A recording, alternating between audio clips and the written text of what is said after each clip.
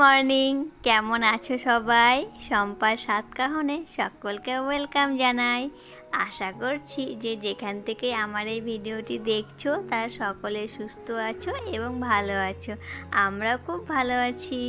আর এখন সময় হলো সকাল 8:30, আর এখন থেকে শুরু করছি আজকের ব্লগটা। আমার সকাল শুরু হয়েছে অবশ্য অনেক আগে থেকে, দেখতেই পেলে সমস্ত কিছু কাচাকুচি হয়েছে। ছেলের কাচাকুচি হয়েছে, ছেলের বাবারও হয়েছে। তোমরা তো জানোই ছোট বাচ্চা থাকলে যা হয়, প্রতিদিন কাচার থাকে। তো সেগুলো কেচে তারপরে আসলাম ওকে একটু খাওয়াতে, যেহেতু ওদের 2 ঘন্টা পর পর খিদে পায়, আর হিসু করলে তো আরোই খিদে পেয়ে যায়। আমি অবশ্য যখন বিছানা থেকে নামি তখন একবার খাইয়েছি, তারপর সমস্ত কাজ সেরে এসে দেখি ও হিসু করেছে। তারপর আবার খাইয়ে নিয়ে তারপরে বিছানাটা পরিষ্কার করব। আমার কিন্তু এখনও ব্রাশ করা হয়নি, শুধু বাসি কাপড়টাই ছেড়েছি, যেহেতু কাচাকুচি করলাম তো জামা ভিজে গেছিলো। আর না ভিজলেও সকালবেলা বাসি কাপড় ছাড়তেই হয়, সে তো সবাই জানো মেয়েরা। তো সেই ওটা ছেড়ে তারপরে চলে এসেছি ছেলের কাছে। ছেলেকে খাইয়ে তারপরে ছেলের সঙ্গে একটুখানি সময় কাটাবো। এই তো সকালবেলায় সময়টা একটু কাটাতে পারি ওর সঙ্গে ভালো করে।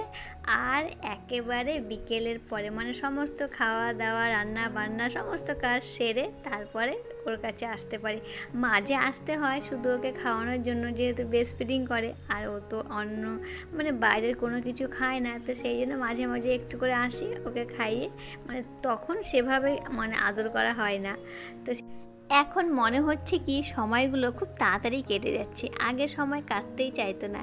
এখন এই সকাল হচ্ছে, সারাদিন পর আবার দেখছি আবার সন্ধে, তার মানে রাত্রি হয়ে যাচ্ছে। কি করে যে সময়গুলো কেটে যাচ্ছে বুঝতেই পারছি না। সময়গুলোকে যদি ধরে রাখতে পারতাম কত না ভালো হতো, তাই না? আর এই সুন্দর সুন্দর মুহূর্তগুলো কেটে যাচ্ছে। তো যাই হোক, দেখো তোমাদের সঙ্গে গল্প করতে করতে আমার বিছানা পরিষ্কার করা হয়ে গেছে, ছেলেকে ঘুম পাড়ানো হয়ে গেছে, ও ঘুমিয়ে আছে। আর ওকে মশারিটা দিয়ে দিলাম, যেহেতু প্রচণ্ড মশা। তো এখন চলো ঝটপট সমস্ত কাজ সেরে নিই। ছেলে তো এখন ঘুমোচ্ছে, আর সমস্ত মা এরকমই করে, বেবিরা যখন ঘুমোয় সেই ঘুমের সময়ের মধ্যেই মায়েরা সমস্ত কাজ সারার চেষ্টাই করে। তা আমিও অন্যথা নই, আমিও সেটাই করছি। আর আজকে জানি না কেমন যেন মেঘলা মেঘলা করছে, তো একটু রোদ্দুরও আছে। তো দেখো ছেলের বালিশে রোদ্দুরে দিয়েছি। আসলে আমি ওর বালিশ প্রতিদিনই রোদ্দুরে দিই, তাহলে মনে হয় কি একটু গরম গরম ভাব হয়, ঘেমে যায় তো সেই জন্য। আর এই দেখো আজকে রান্না করছি পাবদা মাছ আর কালকে আমের চাটনি। যদিও চাটনি আমি এখন খাই না, শুধু মাছের ঝোল আর রান্না করছি আজকে। তাহলে চলো, সবাই ভালো থেকো, সুস্থ থেকো, সাবধানে থেকো। আর ভিডিওটা কেমন লাগে অবশ্যই কমেন্টে জানিও। যদি ভালো লাগে তাহলে লাইক করে দিও। তাহলে আজ আসে, আবার দেখা।